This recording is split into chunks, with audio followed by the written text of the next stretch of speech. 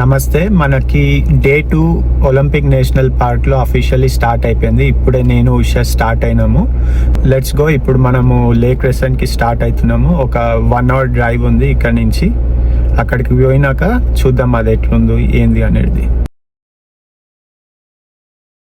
1 hour drive ఉంటుంది అనుకున్నాం కానీ 35 minutesలో వచ్చేసినాము. చూడండి, దిస్ ఈజ్ లేక్ రెసెంట్. వాటర్ అయితే చాలా డార్క్ బ్లూలో ఉన్నాయి. కెమెరాలో కనిపిస్తుందో లేదో కానీ డివైడెడ్ లేక్ అని చాలా ఇన్ఫర్మేషన్ ఉంది ఈ లేక్ గురించి ఇక్కడ. And this is our view. కొండల మధ్యలో లేక్. నాకు ఇది చూస్తుంటే మనకి శ్రీశైలంలో పాపికొండల వైబ్స్ వస్తున్నాయి. లేక్ రెసెంట్లో చాలా ట్రైల్స్ ఉన్నాయి, బట్ మనమైతే పోతలేదు due to time constant. Time ఎక్కువ లేదు, వేరే ప్లేసెస్ కూడా చూడాలి కాబట్టి జస్ట్ వ్యూ ఎంజాయ్ చేసేసి మనము నెక్స్ట్ పాయింట్కి అయితే వెళ్ళిపోతాం ఇప్పుడు. సో లేక్ రెసెంట్ ఈజ్ మీకు కనిపిస్తుందో లేదో కానీ ఇది dark blue and greenish water. చాలా బాగుంది చూడడానికి. సీలో ఎట్లుంటుందో అట్లనే ఉంది. అండ్ ఇది ఆల్మోస్ట్ ఒక 630 feet లోతులో ఉంటుంది.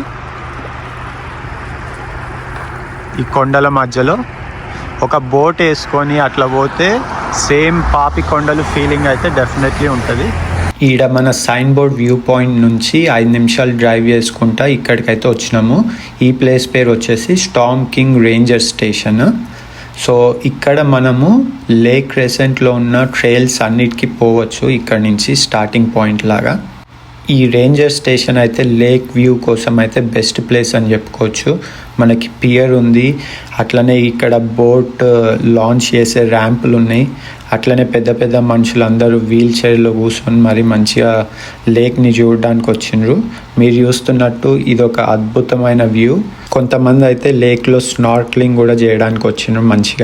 మంచిగా కుక్కల్ని తీసుకొస్తే స్విమ్మింగ్ కూడా చేస్తున్నాయి కుక్కలు.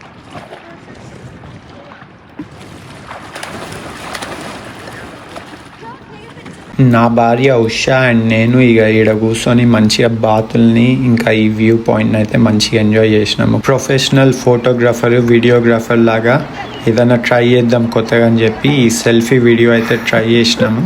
లేక్ రెసెంట్ అయితే అద్భుతం అనే చెప్పుకోవచ్చు. మంచి వ్యూస్ ఉన్నాయి.